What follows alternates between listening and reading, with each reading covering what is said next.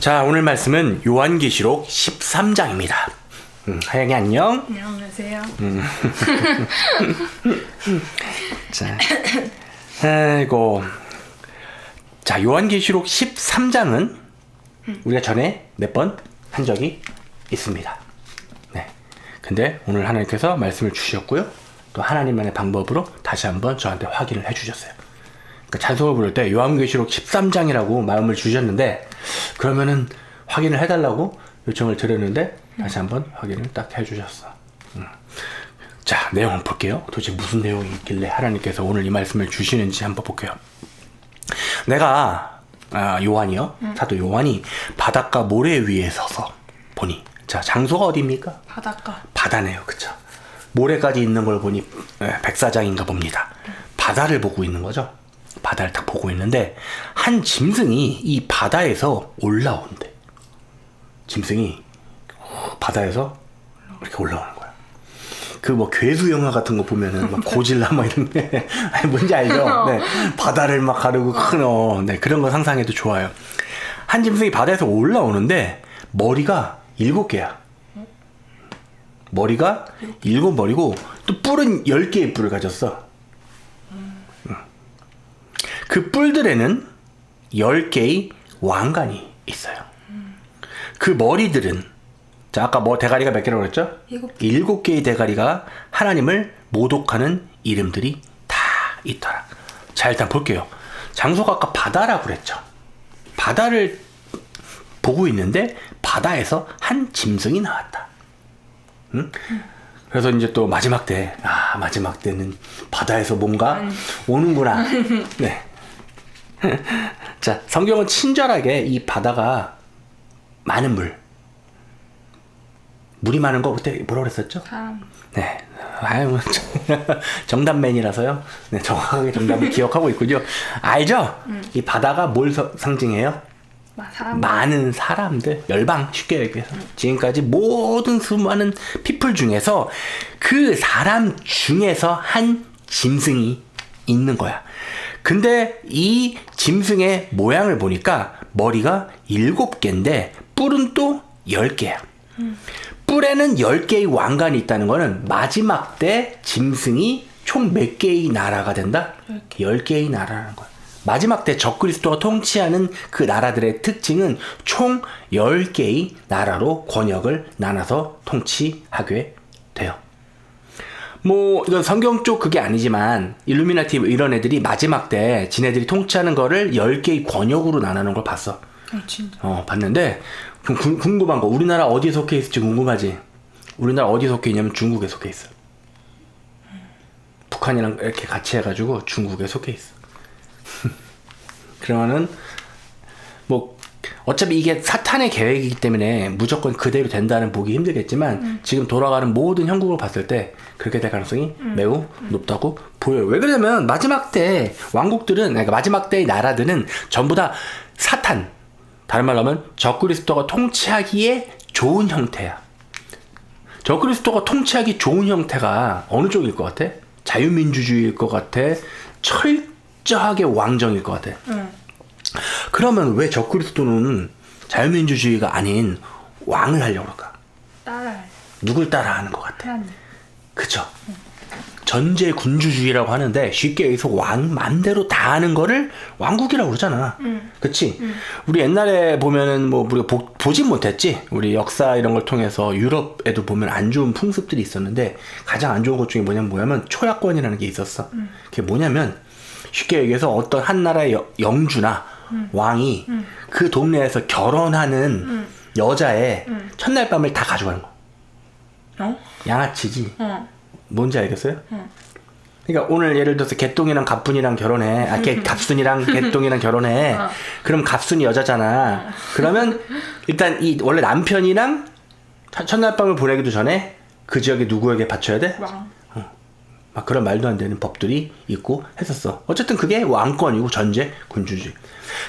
그러니까 다시 말해서 마지막 때 사탄은 따라쟁이기 때문에 누굴 따라해? 하나님. 왜냐면 하나님도 천년 왕국, 영원한 왕국의 통치자로 예수 그리스도가 오실 거기 때문에 사탄도 뭘 따라간다? 그걸 따라하기 때문에 마지막에도 뭘 만들까? 얘도 왕국을 만들 거라는 거는 기정사실이 되겠죠. 그래서 뿔이 10개가 있어요.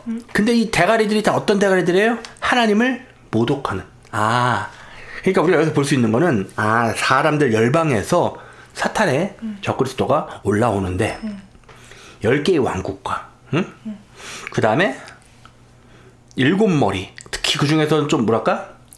이 7머리 뭐로 해석할지에 대해서는 말이 많아. 어쨌든 이게 나라이거나 큰 지도자 뭐 이런 걸 수 있어. 네, 2절 볼게요.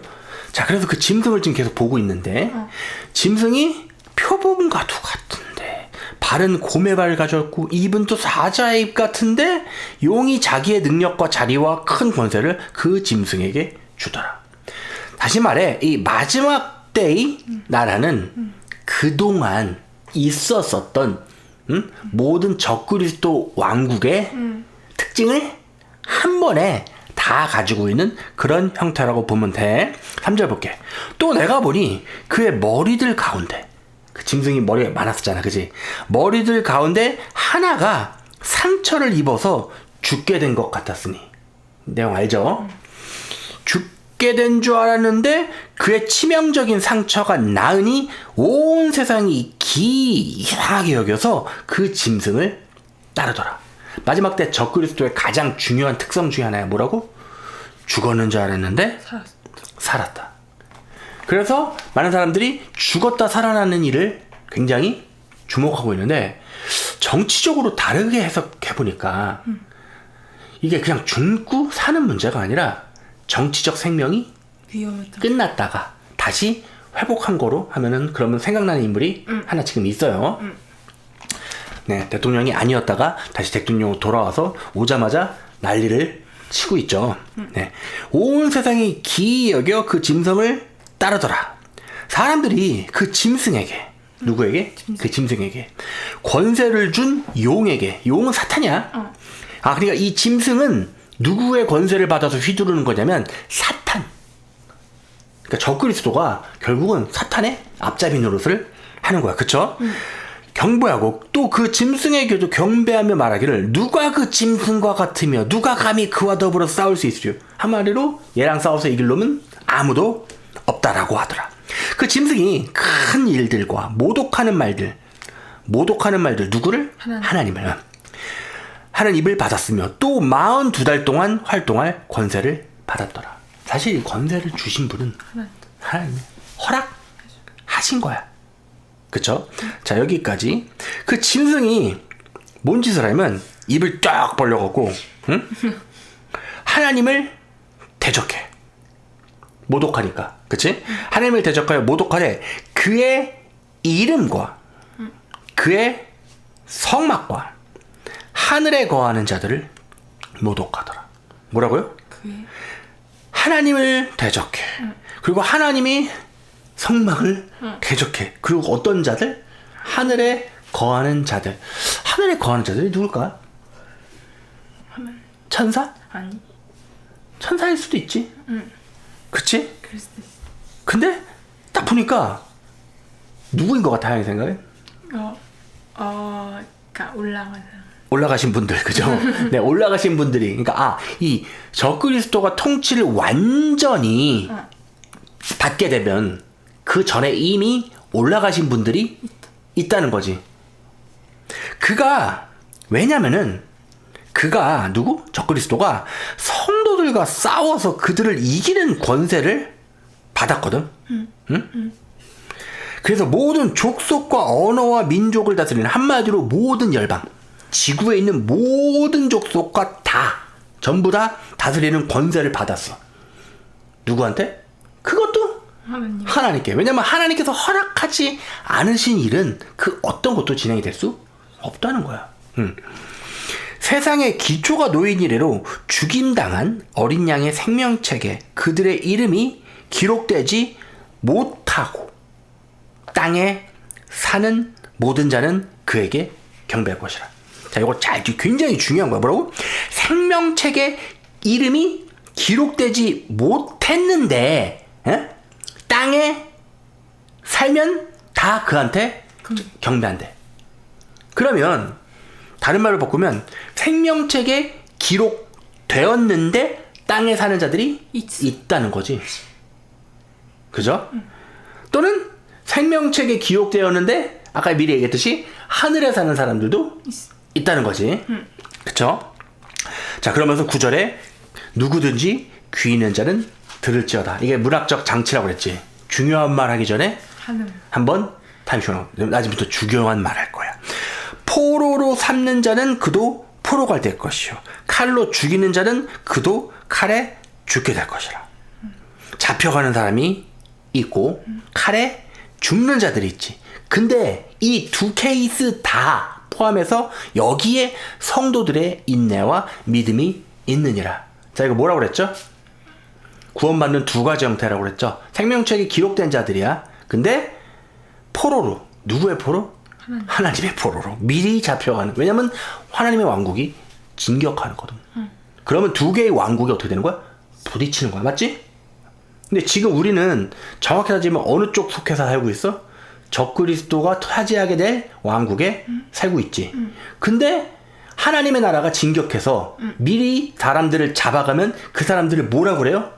포로. 아, 이스라엘 백성들, 지금 이제 머릿속에 또 하나의 깨달음이 좀 들어왔는데, 이스라엘 백성들도 포로 생활을 했을까 안 했을까? 했어요.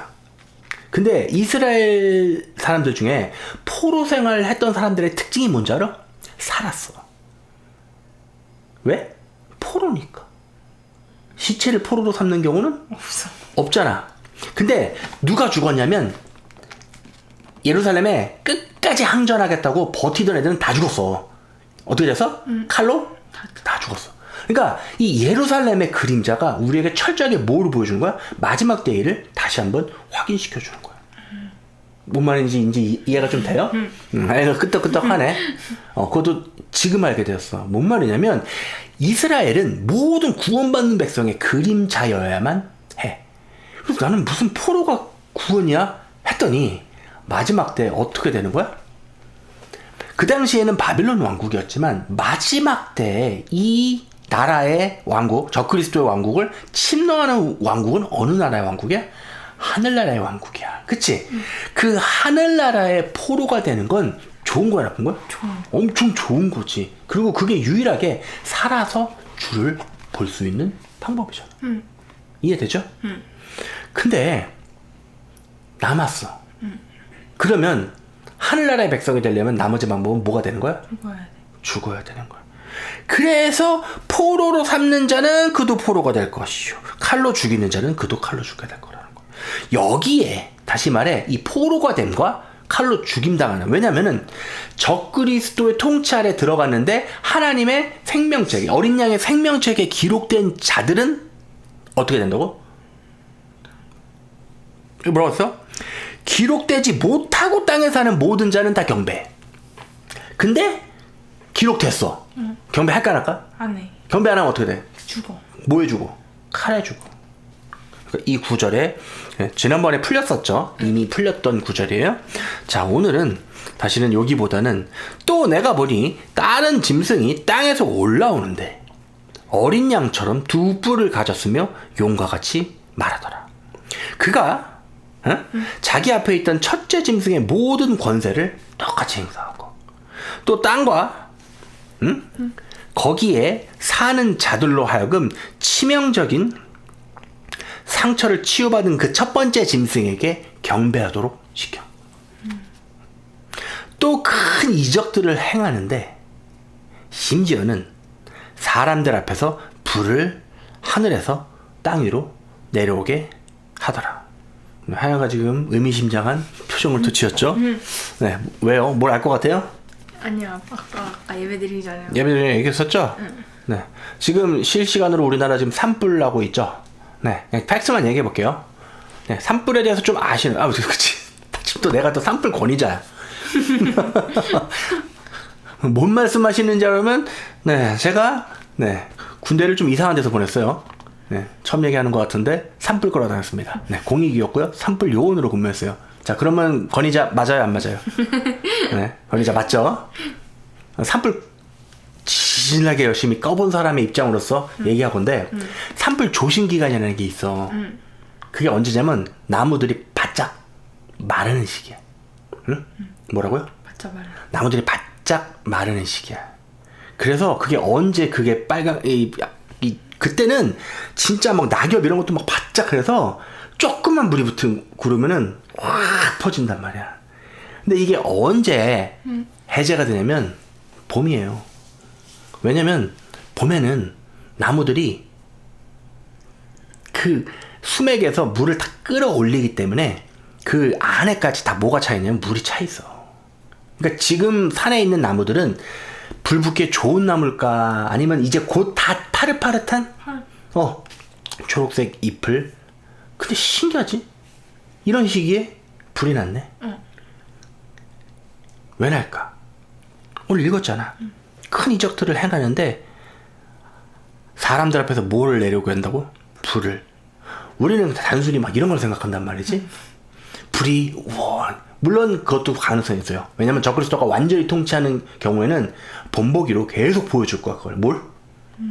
말 안 듣는 지역을 벌하는 방법으로 적그리스도가 택할 방법이 뭐냐면 아까 말했듯이 공중에서 불을 내리는 방법이에요.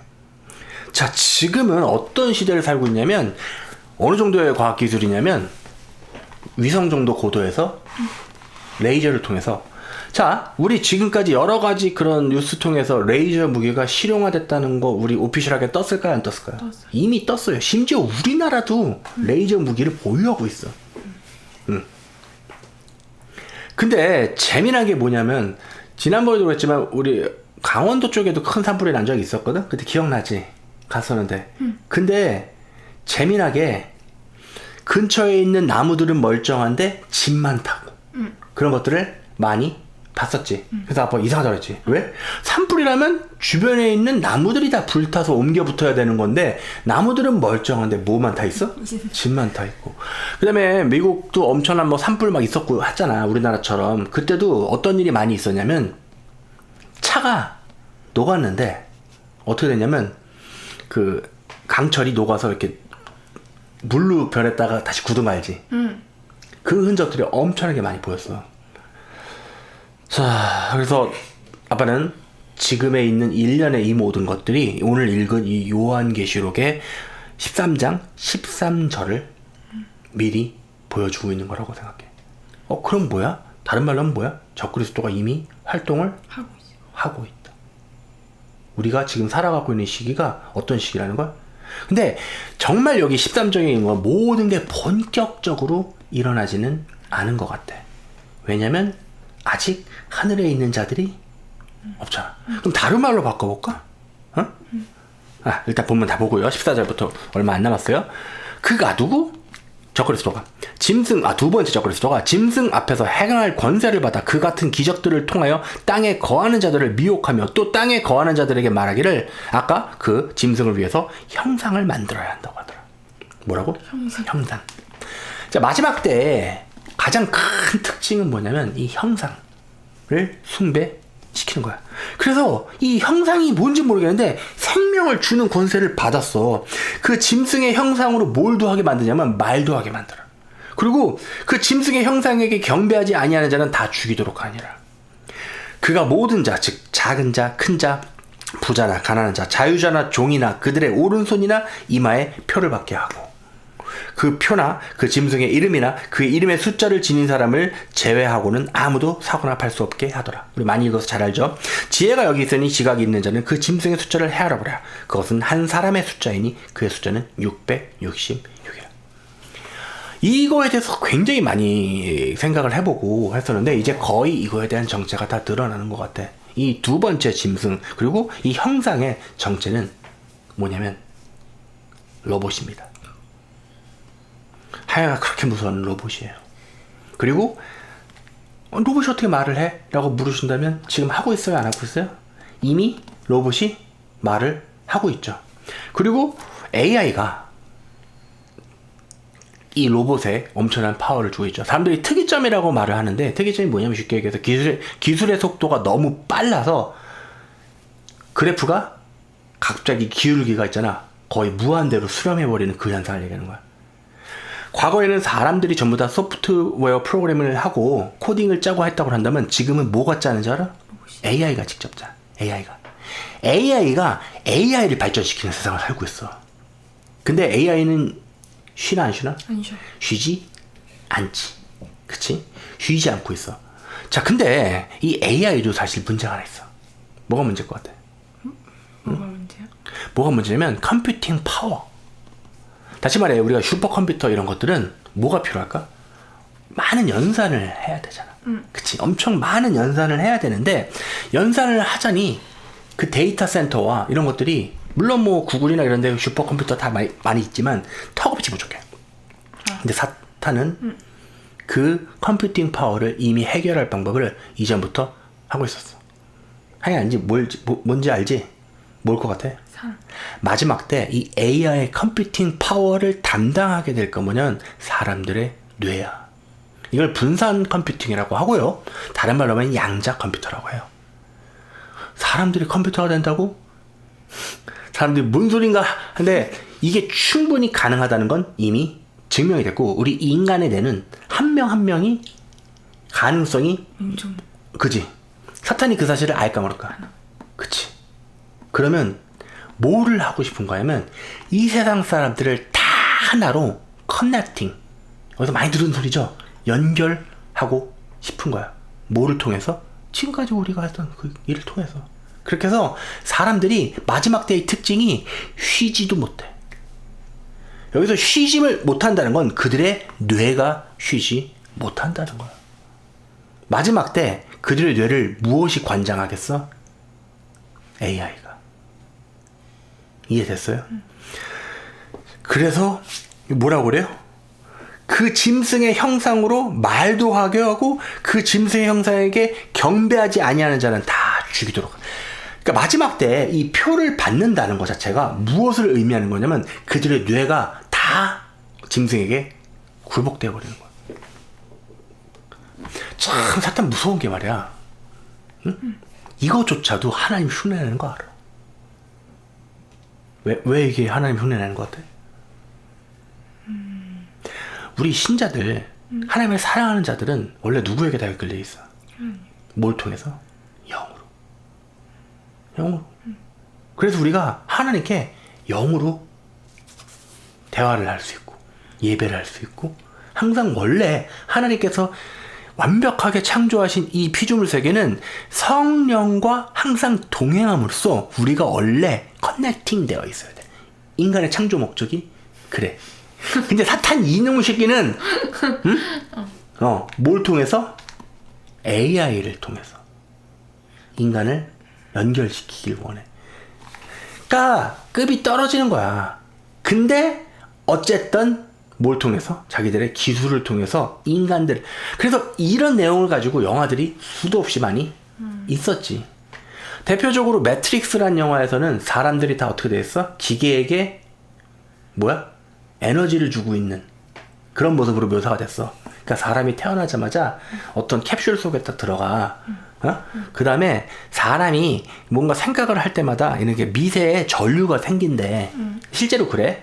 그래서 그 전류를 통해서 걔네들은 전기를 공급받고 사람은 뭔가 연결된 상태에서 그냥 계속 좋은 다른 생활을 하면서 말 그대로 기계가 주는 그 세계 속에 틀어박혀서 마치 전원이나 공급해주는 그런 농장에 마치 하나의 젖소 수준으로 사는 게 그 매트릭스 얘기야. 그러다가 이제 그 주인공은 거기서 나오지. 근데 무서울 정도로 이 사탄의 아젠다가 계속해서 수많은 영화를 통해서 공급되고 있었어. 최근에 아빠가 봤던 거 있잖아. 일렉트릭 스테이트도 좀 비슷한. 비슷한 정도가 아니라 거기서 나쁜 놈이 뭐라고 말하냐면 삼위일체를 갑자기 얘기해. 근데 되게 생뚱맞다 그랬잖아. 근데 거기서 사탄의 아젠다가 바로 보이더라고. 마지막 때 짐승이 있고 그 다음에 이 짐승을 가장 크게 든든하게 지원할 이 또 다른 짐승의 정체는 인공지능이야. 근데 이 인공지능이 그냥 존재하는 게 아니라 뭐를 갖게 된다고? 육체를 갖게 된다고. 그걸 담당할 그 로봇 기술은 지금 거의 끝판을 향해 가고 있지. 로봇이 막 브레이크 댄스를 추더라야. 본 것 같아. 이거는 일반인들에게만 공개된 기술이고 그 이상 가는 기술, 다시 말해 피부를 입히고 응? 사람처럼 흉내낼 수 있는 그런 기술도 언제나 공개하는 기술은 조금. 카피해도 되는 기술이야. 쉽게 얘기해서 야 내가 최고의 기술을 막 개발하고 있어. 그거 유튜브에 막 공개할까? 아니. 안 하지. 타 회사들이 훔쳐갈까봐. 그렇잖아. 상식적으로 그렇잖아. 그래서 언제나 공개되는 기술은 이미 게임 끝난 기술이거나 그런 거나 공개를 해. 상식적으로. 그래서 말도 안 되는 기술들은 이미 다 개발이 끝나 있어. 우리가 지금 살아가고 있는 시대가 요한계시록이 막 이렇게 그냥 실천되고 있는 그 시대를 우리가 살아가고 있어. 사실 오늘 하나님께서 이 말씀을 주실 때 이렇게 방향으로 가야 된다는 거를 알고 있기 때문에 싫어서. 왜 싫을까? 아니 아니면은 근데 확실히 하나님께서 컨펌을 해주신 걸 보니 이 말씀을 전해야 될 시기가 다가온 거야. 근데 참 가슴이 답답한 건 이 말씀을 전해야 된다는 얘기는 오늘 봐봐. 응? 오늘 별로 안 얘기하고 싶기는 한데 어때? 다 아팠지? 우리 가족 엄청 아팠지? 그치? 그러면 오늘 사탄이 이 말씀이 나가는 거를 좋아한다는 거야? 싫어한다는 거야? 싫어. 그냥 싫어하는 거야? 엄청나게 싫어한다는 거야? 엄청나게. 근데 오늘 이 말씀은 하나님께서 원하시는 말씀일 것 같아요. 내용 길지 않아. 여러분들 정신 똑바로 차리셔야 돼요. 지금 우리가 살아가는 이 시대가 정말 마지막을 살고 있어. 하늘에서 불이 내려오는 일이 실질적으로 우리 눈앞에서 목도되고 있고 이미 짐승 활동하고 있고, 그 다음에 두 번째 짐승을 자처하는 이 인공지능과 이 모든 것들이 벌써 우리 삶에 그잖아. 챗GPT 써봤잖아, 그치? 챗GPT는 장난이고 그거와는 상대도 안 되는 수준의 인공지능이 벌써 이미 이 세상을 통제하고 이 세상을 컨트롤하고 있어. 이미 유튜브, 응? 뭐 거의 큰 단위의 그런 모든 회사들은 다 이 인공지능을 사용하고 있고 이제 그 인공지능을 통해서 수많은 인력을 감축할 수 있어. 다시 말해 이제 더 이상 맨파워, 인력을 통해서 일을 하는 시기는 끝났다는 얘기야. 과거에는 말 그대로 사람이 종으로라도 그들 악한 것들, 일루미나티 이런 것들에 노예로라도 존재해서 필요했다고 한다면 이제는 필요가 없어졌어. 왜? 로봇, AI 필요해? 아니지. 원래부터 그들은 인간을 뭐로 보냐면 바퀴벌레 수준으로밖에 안 봐. 너무 많아. 우리가 이 지구에서 영원히 살기에는 너무 많아. 바퀴벌레 같은 것들. 그래서 어떻게? 인구 감축을 통해서 숫자를 다 줄여버려야 돼. 과거에는 좀 많이 폭력적인 방법을 써서 인간을 줄였지. 뭐? 전쟁. 근데 지금은 전쟁만 있는 건 아니야. 왜냐면 전쟁은 너무 많은 기반 시설을 하게. 가장 효과적이고 제일 좋은 게 뭘까? 질병. 아빠 항상 그랬잖아. 좀비 재앙. 좀비가 여러분들이 생각하시는 그런 좀비가 아니라 그냥 많은 얼굴에 물집 잡힌, 그리고 누가 봐도 아파 보이는, 그리고 폭력적으로 변한 무리일 거야. 그런 무리들을 총으로 전멸시키는데 사람들이 그거에 대해서 뭐라고 할까? 아무도 뭐라 안 하겠지. 아니 실시간으로 사람들을 엄청나게 죽이는 거를 지지받는 세상이 이제 곧 올 거라는 거야. 근데 그게 다 하나님의 허락하심 안에 들어간다는 거야. 적그리스도가 권세를 아까 누구한테 받았다고 그랬지? 하나님. 자, 그럼 말을 바꿔볼까? 적그리스도는 누구의 도구라는 거야? 사람이 착각하는 게 있어. 하나님과 사탄의 대립구도로 자꾸 생각을 하는데 그렇지가 않다니까요. 하나님께서는 사탄을 사용하십니다. 그리고 사탄은 하나님의 계획 안에 100% 다 들어있어. 왠지 알아? 피조물이거든. 원래 하나님께서는 절대 군주기 때문에 원하는 모든 것을 다 맘대로 할 수 있으셨어. 근데 지금까지 이렇게 오래 참으셨지. 근데 이제 수학의 시기가 다가왔고 마지막 때가 다가왔기 때문에 이제 허락, 다시 말해 권세를 악한 것들에게 허락하시는 거야. 원래 위대하신 분들이 더러운 일을, 손에 피 묻는 일을 직접 하나 아니면 다른 사람 시키나 똑같은 거지. 근데 마지막에 위대하신 그리스도께서는 직접 칼을 들고 말 타고 오실 거야. 왜? 적그리스도와 이 모든 것들을 다 처단하라. 이제 그때가 우리에게 다가온 거야. 아까 이제 곰곰이 앉아가지고 엄마 아파서 자고 너 자고 나 혼자 여기 소파에 앉아가지고 곰곰이 묵상을 하는데 어떤 생각이 들었었냐면 이제 말씀 전할 시간이 얼마 안 남았다 라는 생각이 강하게 들었어. 이제 얼마 안 남았을 수도 있어. 뭐 유튜브가 나를, 근데 지금까지 참 신기한 게 참 적색 발언들을 많이 한 것 치고는 채널 경고를 한 번밖에 안 받았어. 나는 그거를 하나님께서 지켜주셔라고 생각해. 왜냐면 하나님께서 허락하신 시기까지는 다 무조건 할 수 있어. 아멘? 그치? 하나님께서 필요하신 순간까지 막을 수 있다 없다? 무조건 막을 수 있다. 하나님께서 하고자 하시는 일은 무조건 하시는 거야. 순종하기만 한다면. 근데 이 마지막 때 우리가 과연 얼마나 준비가 돼 있는가? 그걸 생각해 보면 참 생각할 게 많아지는 것 같아.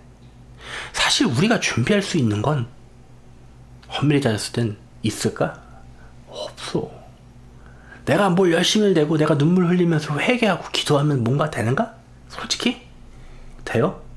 만약에 그거로 된다고 그랬으면 주님께서 십자가에 어린 양으로 돌아가실 필요는 없었겠지. 그치? 그러니까 사람들이 착각하는 거야. 자꾸 내가 뭘 해야 되고 회개를 해야 되고 내가 뭔가 하는데 사실 내가 할 수 있는 건 없어. 근데 내가 그 회개를 통해서 깨닫게 되는 건 뭐냐면 내가 이 회개나 이 눈물로 뭔가 바꿔놓는 게 아니라는 거야. 내가 하는 건 하나도 없는데 주님께서 하신 일을 내가 어떻게 하는 거야? 깨닫는 거지. 주님께서 이 쓰레기 같은 나를 구원하시기 위해 그걸 그렇게 어려운 결정을 하셨구나 라는 걸 깨닫는 거야. 그러니까 마지막 때 여러분들이 할 수 있는 일은 성경에서 묘사한 바에 따르면 뭐밖에 없어? 의복을 빠는 거야. 의복을 왜 빨아? 의복을 쓸 일이 있으니까. 의복을 왜 빨아? 혼인잔치에 가야 하니까. 자, 오늘 말씀의 마지막으로 예수님께서 언제 제일 처음 기적을 행하셨는지 알아? 응? 혼인잔치였어. 기억나? 물을 포도주로 바꾸셨어. 왠지 알아? 왜 예수님께서 생뚱맞게 제일 먼저 활동을 시작하자마자 혼인잔치를 갔을까? 이 말씀이 깨달아지는 여러분들에게 은혜가 임하시길 예수 그리스도 이름으로 축원합니다. 기도할게요. 하나님 감사합니다. 오늘 말씀은 길지도 하나님 복잡하지도 않지만 그 안에 숨어있는 수많은 것들이 성령의 인도하심으로 깨달아지는 놀라운 역사가 있길 하나님 원합니다. 주님, 마지막에 그 마지막이 우리 앞에 다가오고 있습니다.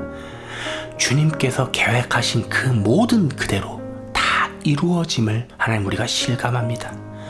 주님, 우리는 단 하나도 주님의 구속사역에 더할 수 있는 것이 없기 때문에 눈물로써 기도로써 주님의 사랑하심을 다시 한번 되짚어 봅니다. 주님, 지금 우리가 이렇게 저에게 평안하게 있는 이 순간에도 수많은 곳에서 많은 고난에 처한 사람들도 있고 하나님 너무나 힘든 상황에 처한 사람들도 많습니다. 하나님 그들을 다 보듬어 주시고 안아주셔서 하나님 언제일지 모르나 주님께서 임하시는 그날에 그들의 눈에서 눈물 다 닦아주시고 하나님 힘을 복돋아 주셔서 하나님 마지막 때 하나님의 백성으로 거하는 놀라운 축복을 허락하여 주시옵소서. 예수 그리스도의 이름으로 기도했습니다. 아멘.